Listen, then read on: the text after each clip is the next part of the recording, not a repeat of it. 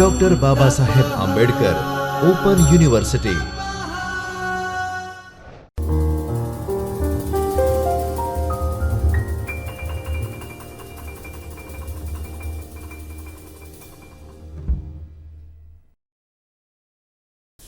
નમસ્કાર તાલીમાર્થી મિત્રો, doctor Baba Saheb Ambedkar open યુનિવર્સિટીના શિક્ષણશાસ્ત્ર વિભાગમાંથી હું ડૉક્ટર હિના રાવલ આપ સૌનું સ્વાગત કરું છું.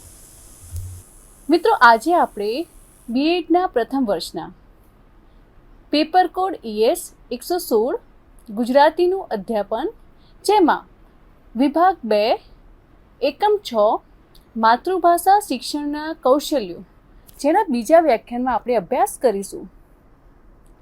તો મિત્રો, ગયા વ્યાખ્યાનમાં આપણે માતૃભાષા શિક્ષણના જે 4 કૌશલ્યો છે, શ્રવણ, કથન, વાંચન અને લેખન, આ 4 કૌશલ્યો પૈકી આપણે શ્રવણ કૌશલ્યની ચર્ચા કરી હતી, જેમાં શ્રવણ કૌશલ્યનો અર્થ, તેની વ્યાખ્યા, તેના વિવિધ લક્ષણો, તેની વિવિધ જે અભ્યાસિક પ્રવૃત્તિઓ છે તેને અસર કરનારા પરિબળો વગેરેની ચર્ચા કરી હતી. આજના વ્યાખ્યાનમાં આપણે કથન કૌશલ્ય, જેમાં કથન કૌશલ્યનો અર્થ, તેની સંકલ્પના, તેનું મહત્ત્વ, કથન કૌશલ્યના હેતુઓ, મુખ્ય ઘટકો, કથન કૌશલ્યો પર અસર કરતા પરિબળો, તેમજ બાળકમાં જે જોવા મળતા અશુદ્ધ ઉચ્ચારણ છે તેમજ કથન કૌશલ્યને વિકસાવવાની વિવિધ પ્રવૃત્તિઓ વિશે આપણે આજે અભ્યાસ કરવાના છીએ. તો આપણે જાણીએ છીએ કે શ્રવણ કૌશલ્ય, જ્યારે બાળક નાનું હોય છે ત્યારે સૌપ્રથમ તે સાંભળવાની શક્તિ તેનામાં રહેલી હોય છે અને પરિણામે તેના શ્રવણ કૌશલ્યનો વિકાસ થાય છે. અને જેમ બાળક મોટું થતું જાય છે તેમ સાંભળેલું બોલવાની એટલે કે કથન કરવાની જે ક્ષમતા છે તેનો વિકાસ થતો જાય છે. કે શ્રવણ કૌશલ્ય જે છે એ મોટા ભાગે પ્રાથમિક કૌશલ્ય તરીકે ઓળખાય છે. કે આપણે અગાઉના વ્યાખ્યાનમાં પણ વાત કરી હતી કે શ્રવણ કૌશલ્ય અને કથન કૌશલ્ય એ પ્રાથમિક કક્ષાના કૌશલ્ય છે, કે પ્રાથમિક સ્વરૂપમાં જ તે પ્રાપ્ત થાય છે. હવે આ જે કૌશલ્ય છે એ કૌશલ્ય એ બાળકને ભાષા શીખવાના જે પ્રયત્નો છે એ પ્રયત્નોમાં શારીરિક વૃદ્ધિ અને વિકાસની સાથે શ્રવણ કરવાની એટલે કે સાંભળવાની અને બોલવાની મૌખિક અભિવ્યક્તિ કે કથન કરવાની ક્ષમતાઓનો આ કૌશલ્યમાં સમાવેશ થાય છે. આ બંનેના જે સંબંધો છે એની વાત કરીએ કે જે શ્રવણ કરી શકે તેને બોલવાની ઈચ્છા થાય. કે મિત્રો, આપણે જોઈએ છીએ કે જે વ્યક્તિઓ સાંભળી નથી શકતા એ બોલી નથી શકતા. જે આપણે વિશિષ્ટ બાળકો કેટલાક જોઈએ છીએ તો જોઈશું કે જે બોલતા નથી, જે સાંભળતા નથી, તે બોલી નથી શકતા. કારણ કે જ્યારે વ્યક્તિ સાંભળે છે ત્યારે એ સાંભળવાની સાથે સાથે ભાષાને લગતા ઘણા બધા શબ્દો, તેના અર્થઘટનો તેના મનમાં પ્રગટ થાય છે અને ત્યારબાદ બાળક તેને બોલવાનો, ઉચ્ચારવાનો પ્રયત્ન કરે છે.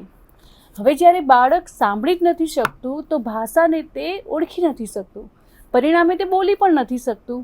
તો આ જે બંને પ્રક્રિયા છે એ સાથે થાય છે કે બાળક સાંભળે છે તો તેને બોલવાની ઈચ્છા થાય છે અને તેને પ્રેરણા જો મળી રહે. વળી આપણે માનવની વાત કરીએ કે માનવીનું જે રીતિતંત્ર જ એવું છે કે હકીકતમાં જગતમાંથી જે સંપર્ક, તેને જે અનુભવો પ્રાપ્ત થાય છે તેને વ્યક્ત કરવા, પોતાની લાગણીઓને વ્યક્ત કરવા, વિચારોને અભિવ્યક્ત કરવા માટે કથન કૌશલ્ય એ ખૂબ જ મહત્ત્વની બાબત છે. કે દરેક વ્યક્તિની અંદર પોતાની અલગથી લાગણીઓ હોય છે, તેની અભિવ્યક્તિ હોય છે, તેની કથન શૈલી વડે તે રજૂ કરે છે. તો આ રીતે આપણે કથનની વાત કરીએ. હવે કથન એટલે શું, તેનો અર્થ અને તેની સંકલ્પના જોઈએ. કે વ્યક્તિ જ્યારે પોતાના વિચારોને શુદ્ધ ભાવનામાં પ્રસંગોચિત રીતે ગતિ, વલય, માધુર્ય, સ્પષ્ટતા સાથે સ્વાભાવિક રીતે પોતાની વાણી દ્વારા રજૂ કરે એટલે કથન કર્યું કહેવાય. કે કથનમાં આ જે બધા જ લક્ષણો છે કે આરો અવરોયુક્ત, માધુર્ય તેમજ પ્રસંગોચિત,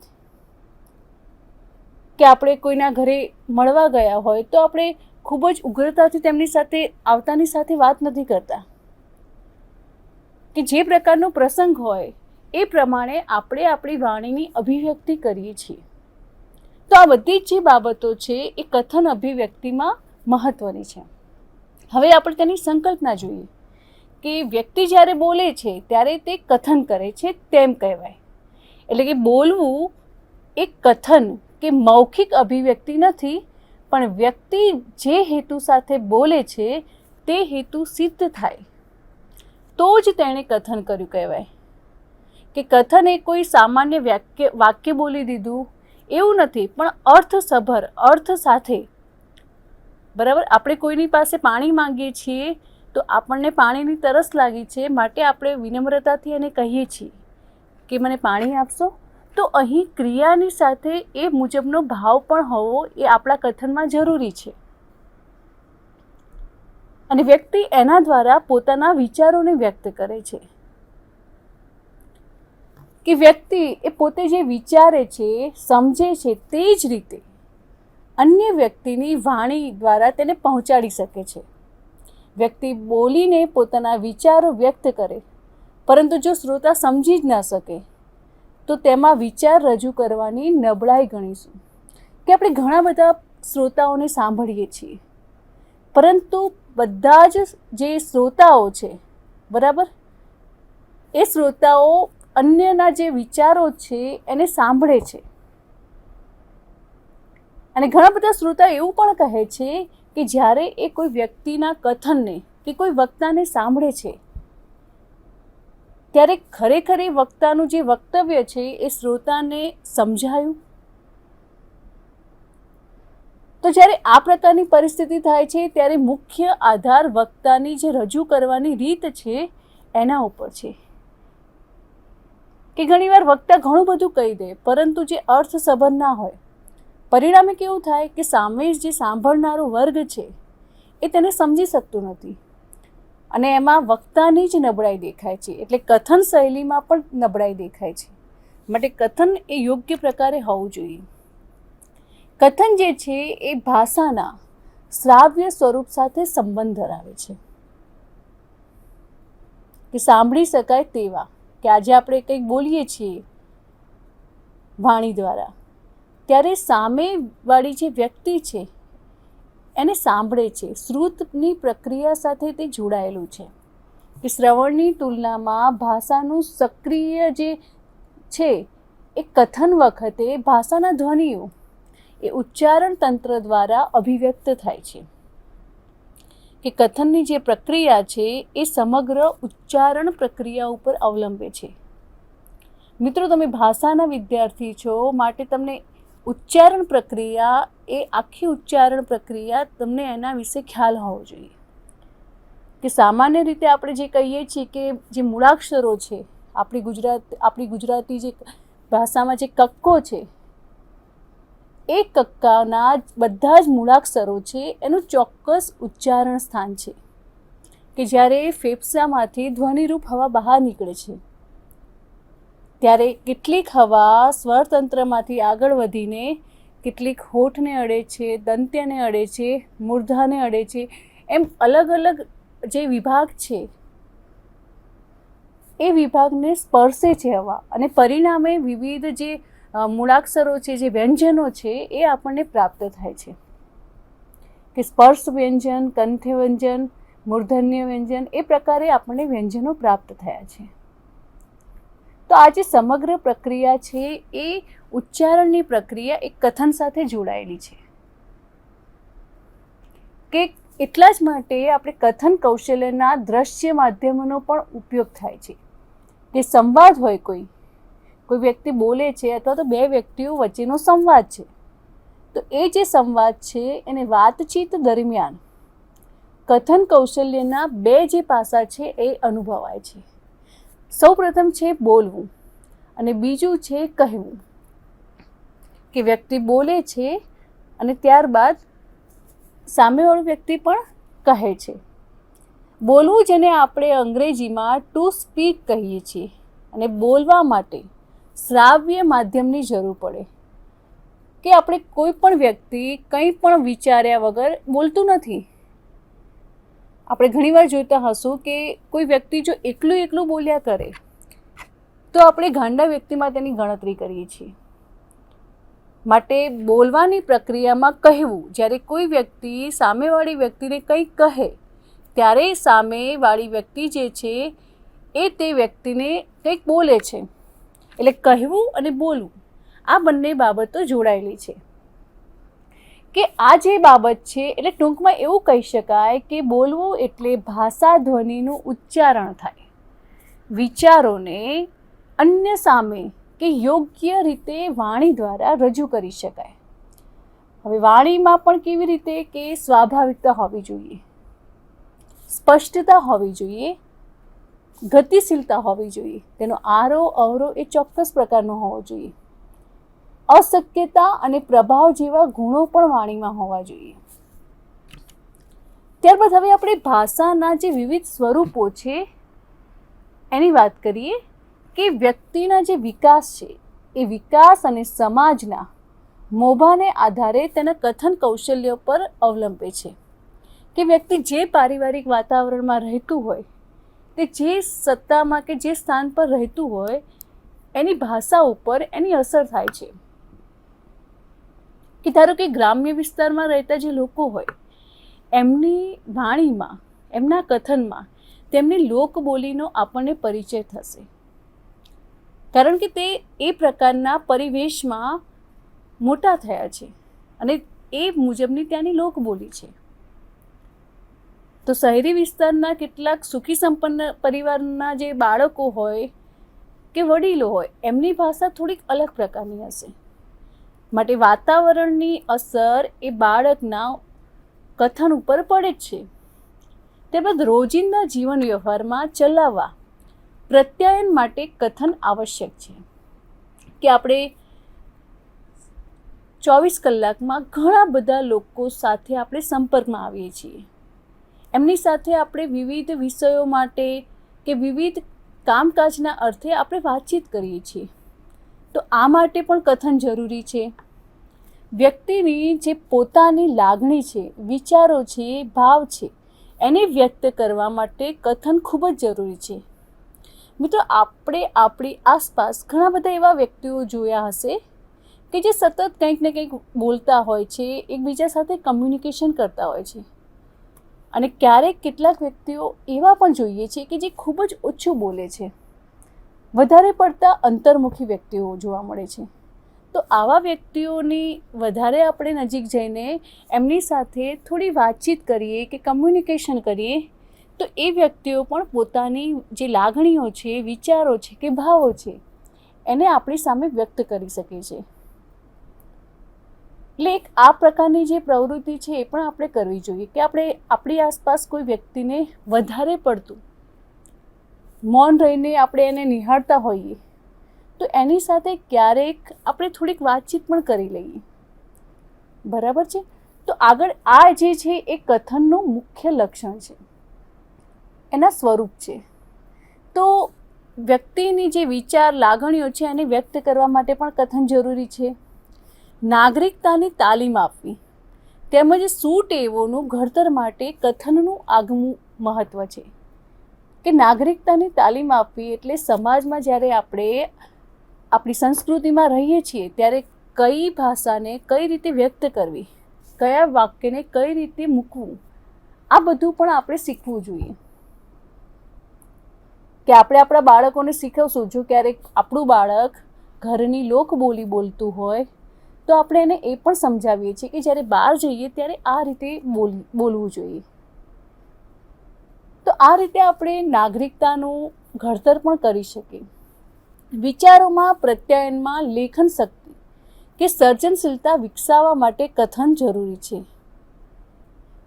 કે આજે આપણે જેટલું પણ સાહિત્ય પ્રાપ્ત કર્યું છે કે તમે કલ્પના કરો કે વર્ષો પહેલાં જ્યારે મુદ્રણ કલા અસ્તિત્વમાં નહોતી ત્યારે જે પણ વિદ્વાનોએ, જ્ઞાની પુરુષોએ જે પણ વિદ્વતાભરી વાત કરી એ વાતો પહેલાં કંઠોપકંઠ જણવાતી હતી કે તેઓ બોલતા અને સામેવાળા સાંભળતા. હવે આપણે એક બીજી પણ કલ્પના કરી જોઈએ કે એ વિદ્વાન વ્યક્તિઓએ જ્યારે પોતાના વિચારો છે, પોતાનું જ્ઞાન છે, એને અન્ય સામે અભિવ્યક્ત જ ન કર્યું હોત તો આજે આપણી પાસે ભરપૂર માત્રામાં જે સાહિત્ય પ્રાપ્ત થયું છે જ્ઞાનથી સભર, એ આપણને આજે પ્રાપ્ત ન થયું હોત. એટલે કથન એ વ્યક્તિની જે સર્જનશીલતા છે એને અભિવ્યક્ત કરવા માટે પણ એટલું જરૂરી છે.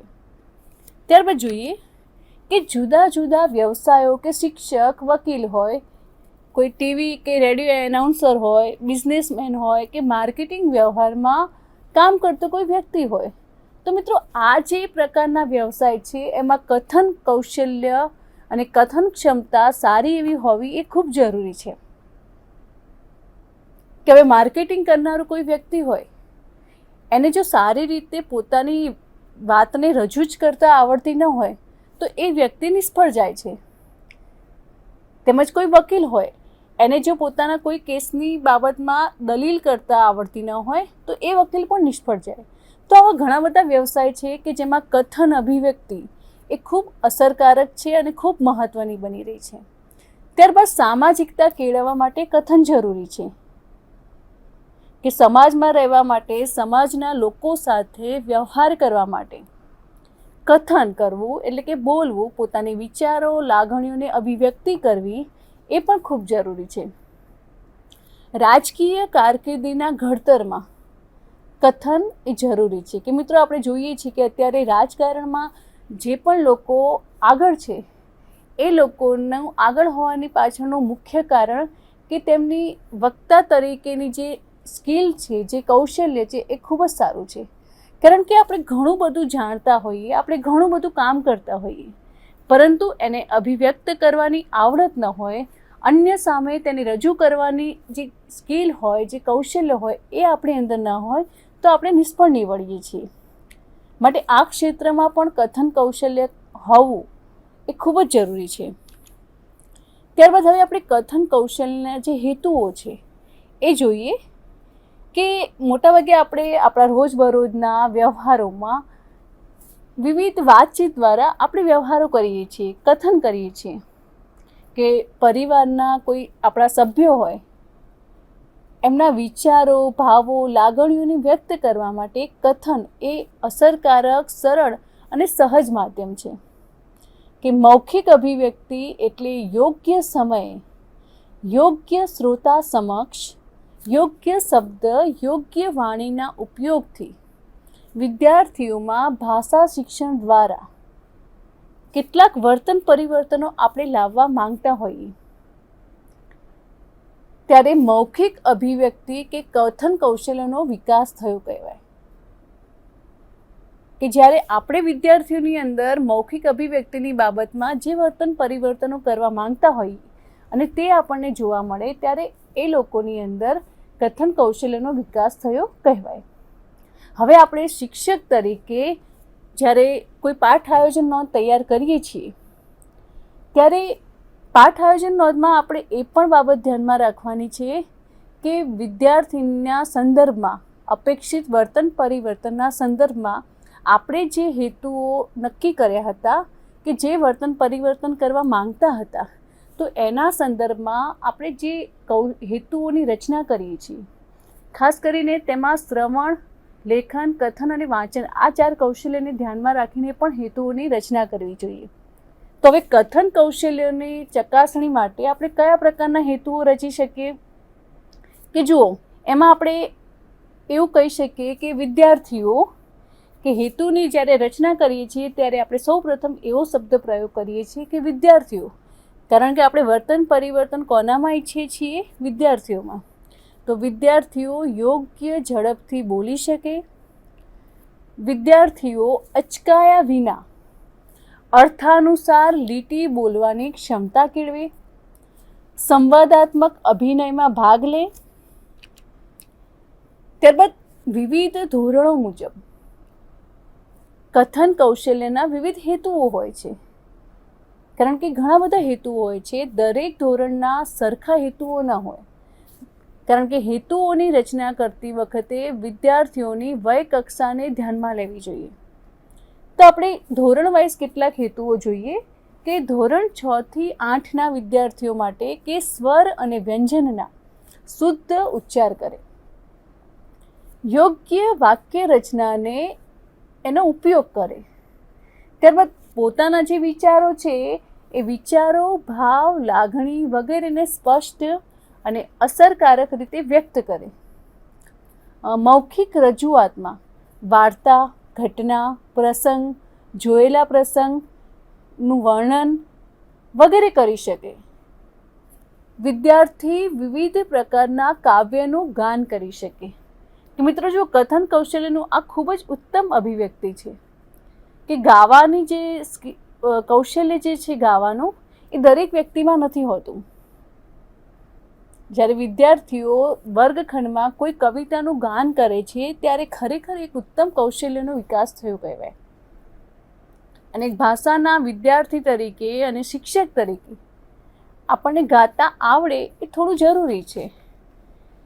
ત્યારબાદ વિવિધ પ્રકારના કાવ્યનું ગાન કરી શકે, અંતાક્ષરીમાં ભાગ લઈ શકે, નાટ્યાત્મક સંવાદો જેને પ્રભાવિક રીતે રજૂ કરી શકે. કે મિત્રો, આપણે જો શિક્ષક તરીકે ગુજરાતીનું જે પાઠ્યપુસ્તક છે એમાં ઘણા બધા એકમ આવે છે, તો કેટલાક એકમ વિવિધ પાત્રોને લઈને સંવાદાત્મક સ્વરૂપના હોય, કે કોઈ નાટક હોય જેમાં અલગ અલગ પ્રકારના પાત્રો હોય. તો આપણે આ જે કથન કૌશલ્ય છે એનો વિકાસ કરવા માટે વિદ્યાર્થીઓને એ પાઠ દરમિયાન વિવિધ પાત્રોનું જે ભૂમિકા છે એ ભજવવા આપી શકાય. ત્યારબાદ એકમની અંદર આવતા પાત્રોના જે સંવાદો છે એ સંવાદોને કઈ રીતે અભિવ્યક્ત કરવા, કયા વાક્યમાં ક્યાં અટકવું, ક્યાં પ્રશ્નાર્થ કરવો, એ બધું એક શિક્ષક તરીકે આપણે વિદ્યાર્થીને શીખવવું જોઈએ. અને હું માનું છું ત્યાં સુધી વિદ્યાર્થીઓને આ પ્રકારની જે પ્રવૃત્તિ છે એમાં ખૂબ જ આનંદ આવે છે. અને શિક્ષક તરીકે આપણને પણ ખ્યાલ આવે છે કે વિદ્યાર્થીની અંદર કયા પ્રકારની કુશળતા રહેલી છે. માટે આ પ્રકારની પ્રવૃત્તિ પણ આપણે કથન કૌશલ્યના વિકાસ માટે કરાવી શકાય. ત્યારબાદ કે 8 થી 10ના વિદ્યાર્થીઓ માટે શું કરાવી શકાય કે ધોરણ 8 થી 10ના વિદ્યાર્થીઓને સંયમિત ભાષામાં પોતાના વિચારો સંમતિ કે અસંમતિ વ્યક્ત કરી શકે. કે હવે આપણે વિદ્યાર્થી પાસેથી પોતે કંઈક બોલે એ માટેના આપણે પ્રયત્નો કરવાના છે. ત્યારબાદ પોતાના મનોભાવો જેવા કે હર્ષ, આનંદ, ગુસ્સો, ક્રોધ, દુઃખ, આદર, સન્માન એને કઈ રીતે રજૂ કરવા એ પણ વિદ્યાર્થીને આવડવું જોઈએ.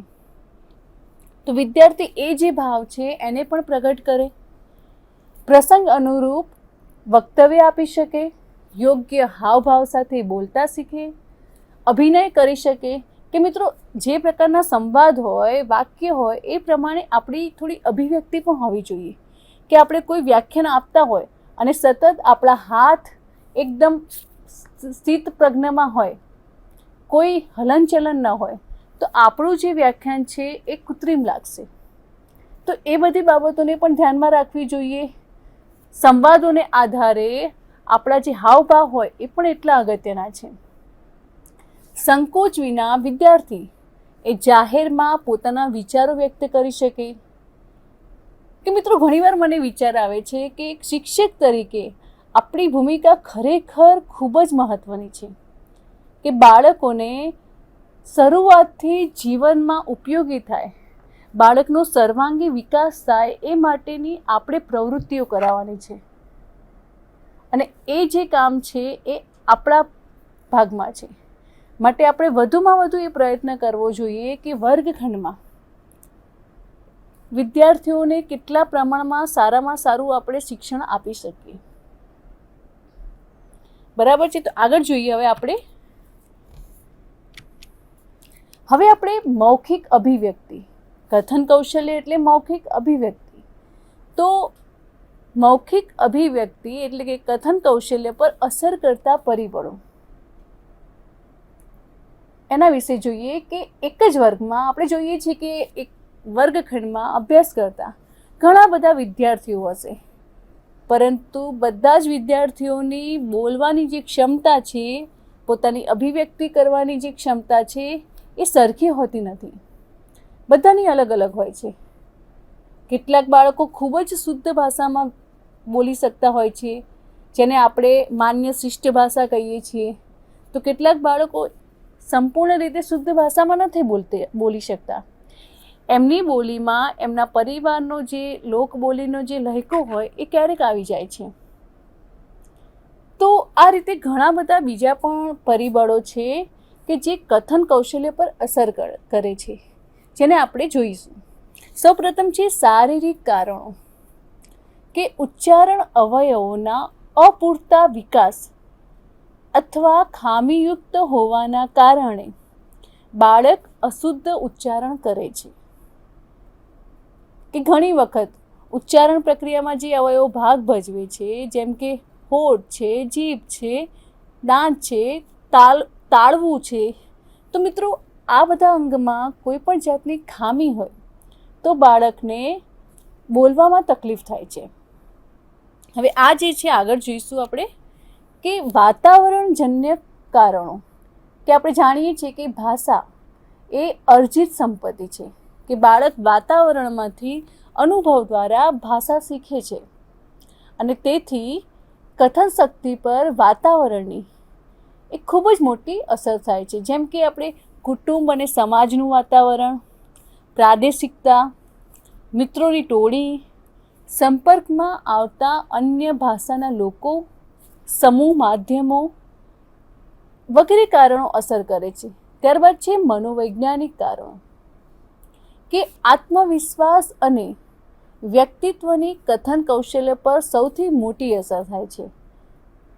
કે બહુર્મુખી વ્યક્તિત્વ ધરાવતા જે વ્યક્તિઓ છે એમનું કથન કૌશલ્ય ખૂબ જ વિકસિત થયું હોય છે, કારણ કે ઘણા બધા લોકો સાથે વાતચીત કરે છે, વર્તન વ્યવહાર કરે છે, માટે એમને ભાષાના ઘણા બધા શબ્દોનો કથનના માધ્યમથી ઉપયોગ કરવાનો હોય છે. માટે એ લોકોની જે કથન શક્તિ છે, કથન શૈલી છે એ ખૂબ વિકસિત હોય છે.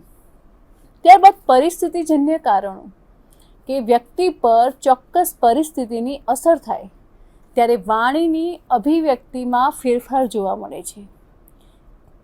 કે બાળક જ્યારે કોઈ ફિલ્મના પાત્રોનું અનુકરણ કરીને બોલે છે, કે આપણે જોઈશું કે આપણા અત્યારે બાળકો મોબાઈલ દ્વારા કે ટીવીના માધ્યમથી ઘણું બધું ગ્રહણ કરે છે, અને એમણે જે પ્રકારે સાંભળેલું હોય એવું ને એવું આપણી સામે અભિવ્યક્ત કરે છે. તો આ રીતે પણ કથન કૌશલ્ય એ બાળકને વાતાવરણના માધ્યમથી, પરિસ્થિતિના માધ્યમથી એના જે કૌશલ્ય છે એમાં વિકસિત કરવાનો પ્રયત્ન કરે છે. શિક્ષકની ભાષાનું અનુકરણ કરે છે, કે વિદ્યાર્થી શિક્ષક જો વર્ગખંડમાં શિષ્ટ ભાષાનો પ્રયોગ ન કરે અને પોતાની લોકબોલીમાં જ અધ્યાપન કરાવે તો વિદ્યાર્થી શિષ્ટ ભાષાથી ક્યારે પણ પરિચિત ન થઈ શકે. એટલે શિક્ષક તરીકે ભલે આપણે ગમે તે વિસ્તારમાંથી આવતા હોઈએ, પરંતુ ભાષાના શિક્ષકે પોતાની ભાષા એ શિષ્ટ ભાષા, માન્ય શિષ્ટ ભાષા રાખવી જોઈએ, અને વર્ગખંડમાં વિદ્યાર્થીઓની સામે એ જ ભાષામાં અધ્યાપન કરાવવું જોઈએ. સમૂહ માધ્યમોની અસરથી બોલીમાં વિવિધ ભાષાના શબ્દોનો વારંવાર ઉપયોગ કરે, યોગ્ય માર્ગદર્શન ન મળે. આમ જે મૌખિક અભિવ્યક્તિ છે એની ઉપર ઘણા બધા પરિબળો અસર કરે છે. હવે આપણે અશુદ્ધ ઉચ્ચારણોની શુદ્ધિ માટેના ઉપાયો, કે હવે કોઈ અશુદ્ધ બોલે છે તો એના માટે આપણે શું કરી શકીએ?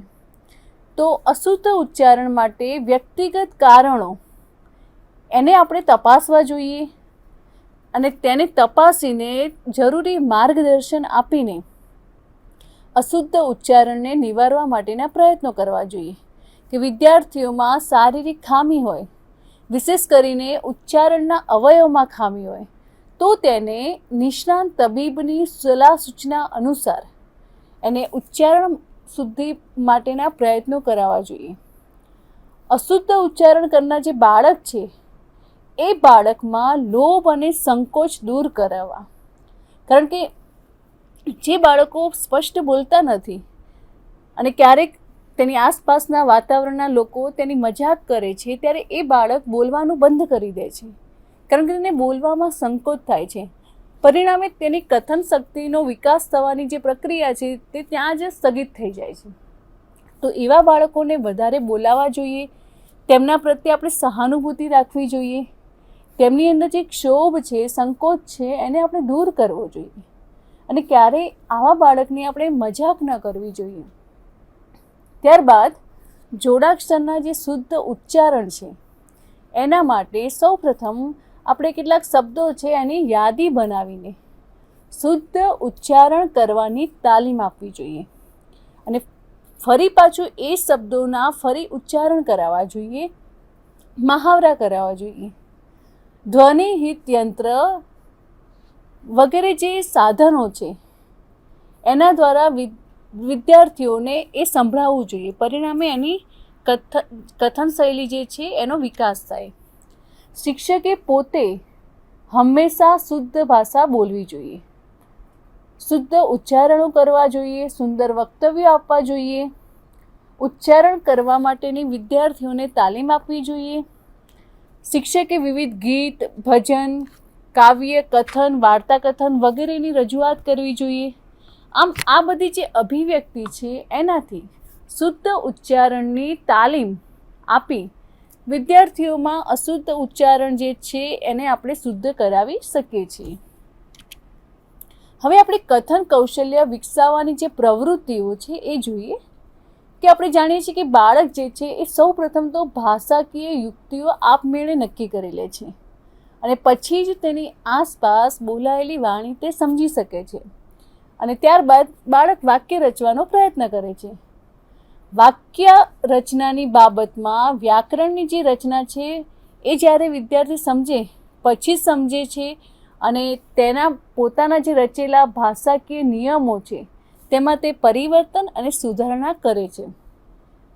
જો આમ ઔપચારિક રીતે શિક્ષણ આપીને આમ કરવામાં આવે તો વિદ્યાર્થી જે છે એની કથન અશુદ્ધિને ઝડપથી સુધારી શકે અને તે માટે એક શિક્ષક તરીકે આપણે આ મુજબની પ્રવૃત્તિ કરાવી શકીએ કે જેમ કે વર્ગ શિક્ષકની શું પ્રવૃત્તિઓ છે કે શિક્ષકે વર્ગમાં સતત ત્રિધ્રુવી શિક્ષણ પ્રક્રિયાનો અમલ કરવો જોઈએ કે શિક્ષકે પોતાના વિદ્યાર્થીઓને સતત બોલતા કરવા, પ્રશ્ન પૂછવાની કળા વિકસાવી, જૂથ ચર્ચા કરવી જેવા વિવિધ જે પ્રક્રિયા છે એનો ઉપયોગ કરવો જોઈએ.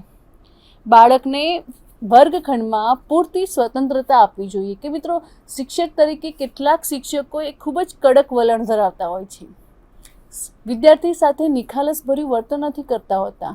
પરિણામે વિદ્યાર્થી પોતાની લાગણીઓને અભિવ્યક્તિ નથી કરતો અને અભિવ્યક્તિ ન કરી શકવાના કારણે તેની કથન શક્તિનો ત્યાં જ એ અટકી જાય છે વિકાસ. એટલે શિક્ષક તરીકે બાળકને પ્રેમ અને સહાનુભૂતિ આપવી જોઈએ. બાળક મુક્ત મને પોતાની લાગણીઓને શિક્ષક સામે અભિવ્યક્તિ કરી શકે એ પ્રકારનો શિક્ષકનો વ્યવહાર હોવો જોઈએ. કારણ કે એક બાળક દિવસનો ઘણો બધો સમય પોતાના પરિવારથી દૂર રહીને શાળામાં વર્ગખંડમાં પસાર કરે છે ત્યારે શિક્ષક તરીકે આપણે જ્ઞાન તો આપવાનું જ છે, સાથે સાથે તેના માતા પિતાની ગુરુ તરીકેની પણ એનો જે ભાવના છે એને એ સ્વીકારીને એને એ મુજબની ભૂમિકા ભજવવાની છે. એટલે શિક્ષકે એ ખૂબ ધ્યાન રાખવું જોઈએ. ત્યારબાદ જે બાળકમાં કોઈ મર્યાદા કે ખામી હોય એ બાળકને વધુ માર્ગદર્શન આપવું અને સહાનુભૂતિપૂર્ણ વ્યવહાર કરવો. વિદ્યાર્થીને સમૂહગાન પણ કરાવી શકાય. વિદ્યાર્થીઓ જે ગૃહ કાર્ય કરી આવે છે તે ગૃહ કાર્ય મૌખિક રીતે પણ પૂછી શકાય. પછી વર્ગખંડમાં કોઈ પાઠ કે કોઈ કાવ્ય ભણાવી લીધું ત્યારબાદ એને કેન્દ્રમાં રાખીને આ પાઠ વિશે આપના વિચારો રજૂ કરો તો આનાથી વિદ્યાર્થીની જે કથન શક્તિ છે એનો વિકાસ થાય છે.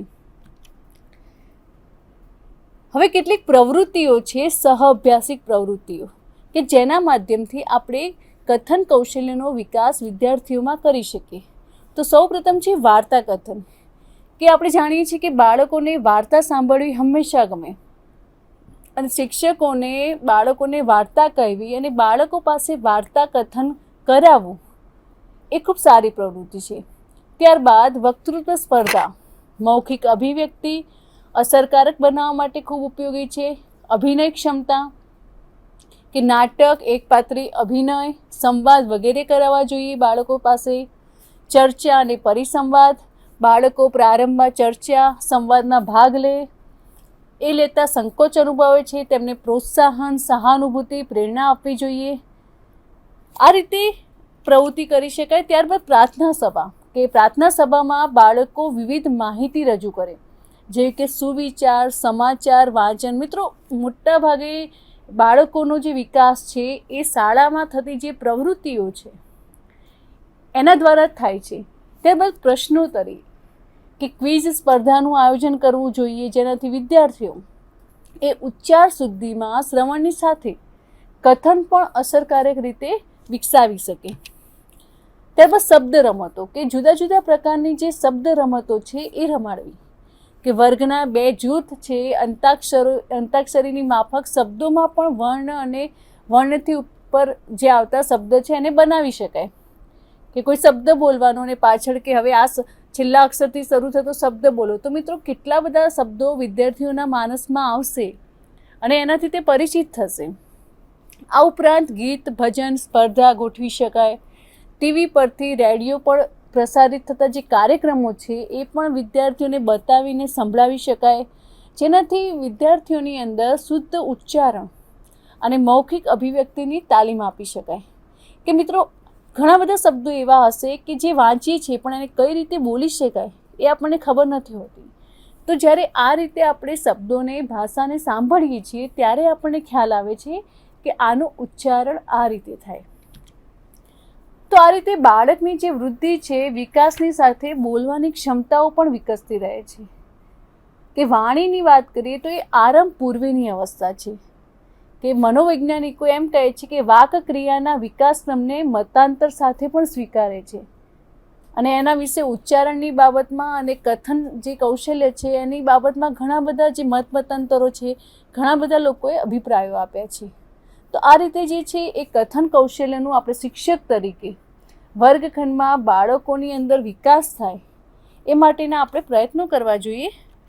હવે આ જે મુદ્દો છે એને લગતા કેટલાક પ્રશ્નો જોઈએ આપણે, કે કથન કૌશલ્યનો અર્થ અને મહત્ત્વ સમજાવો.